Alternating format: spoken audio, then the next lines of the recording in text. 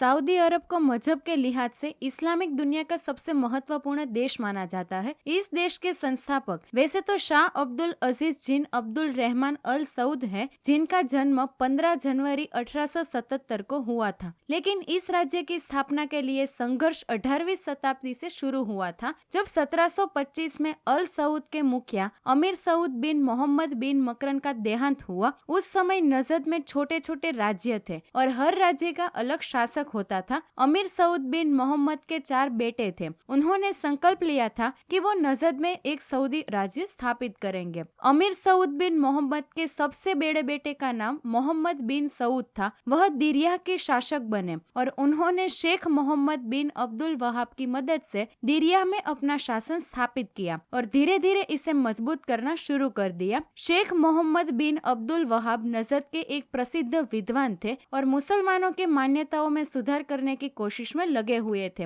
ऐतिहासिक संदर्भों में यह दावा किया जाता है कि मोहम्मद बिन सऊद और शेख मोहम्मद अब्दुल वहाब के बीच साल 1745 में एक ऐतिहासिक मुलाकात हुई थी, जिसमें उन दोनों ने तय किया था अगर मोहम्मद बिन सऊद कभी नजद और हिजाज में अपनी सत्ता स्थापित करने में सफल हुए तो वहां शेख मोहम्मद बिन अब्दुल वहाब की मान्यताओं को लागू करेंगे। साल 1765 में शाहजादा मोहम्मद और 1791 में शेख मोहम्मद बिन अब्दुल वहाब की मृत्यु हो गई। उस समय तक अरब द्वीप के ज्यादातर इलाके पर अल सऊद का शासन स्थापित हो गया था। शहजादा मोहम्मद के बाद इमाम अब्दुल अजीज क्षेत्र के शासक बने, लेकिन साल 1803 में उनकी हत्या कर दी गई। इमाम अब्दुल अजीज के बाद उनके बेटे सऊद शासक बने और साल 1814 में उनकी मृत्यु हो गई। आइए जानते हैं कि अब रियाद कब और कैसे राजधानी बना। सऊद के बेटे अब्दुल्लाह एक महान धार्मिक विद्वान भी थे। उनके शासनकाल के दौरान उनके क्षेत्र का एक बड़ा हिस्सा उनके हाथों से निकल गया और दिरिया ओटोमन साम्राज्य के नियंत्रण में आ गया। इमाम अब्दुल्लाह को बंदी बना लिया गया और उन्हें इस्तांबुल ले जाकर सजाए मौत दे दी गई। लेकिन जल्द ही उनके भाई मशारी बिन सऊद अपना राज्य वापस लेने में सफल हो गए,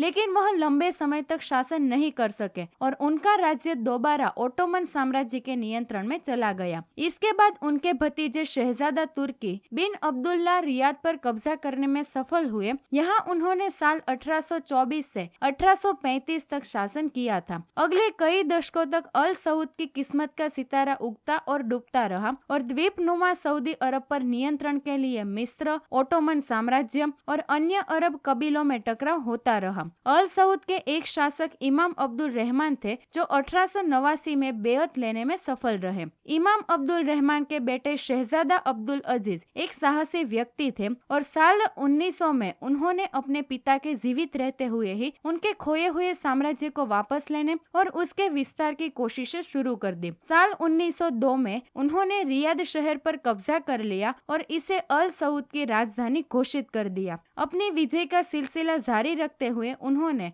अल एहसाई, कुतैफ और नजद के कई क्षेत्रों पर कब्जा कर लिया था। आइए अब जानते हैं कि मक्का और मदीना पर कैसे कब्जा हुआ। ओटोमन साम्राज्य के आखिरी दौर में हिजाज पर शरीफ मक्का हुसैन का शासन था, जिन्होंने 5 जून 1916 को तुर्की के खिलाफ विद्रोह की घोषणा कर दी। हुसैन को न केवल अरब के विभिन्न कबीलों का बल्कि ब्रिटेन का भी समर्थन प्राप्त था। 7 जून 1916 को शरीफ मक्का हुसैन ने हिजाज की स्वतंत्रता की घोषणा कर दी। 21 जून को मक्का पर उनका कब्जा पूरा हुआ और 29 अक्टूबर को उन्होंने औपचारिक रूप से खुद को पूरे अरब का शासक घोषित कर दिया। साथ ही उन्होंने सभी अरबों से कहा कि वो तुर्कों के खिलाफ युद्ध की घोषणा करें। 15 दिसंबर 1916 को ब्रिटिश सरकार ने हुसैन को हिजाज के बादशाह के रूप में मान्यता देने की घोषणा कर दी। इसी बीच अमीर अब्दुल अजीज बिन अब्दुल रहमान अल सऊद ने पूर्वी अरब के एक बड़े हिस्से पर कब्जा कर लिया और 26 दिसंबर 1915 को ब्रिटेन के साथ दोस्ती का एक समझौता भी कर लिया था। 5 सितंबर 1924 को उन्होंने हिजाज को भी जीत लिया। लोगों ने अमीर अब्दुल अजीज का साथ दिया और शरीफ मक्का शाह हुसैन ने सरकार से इस्तीफा देकर अपने बेटे अली को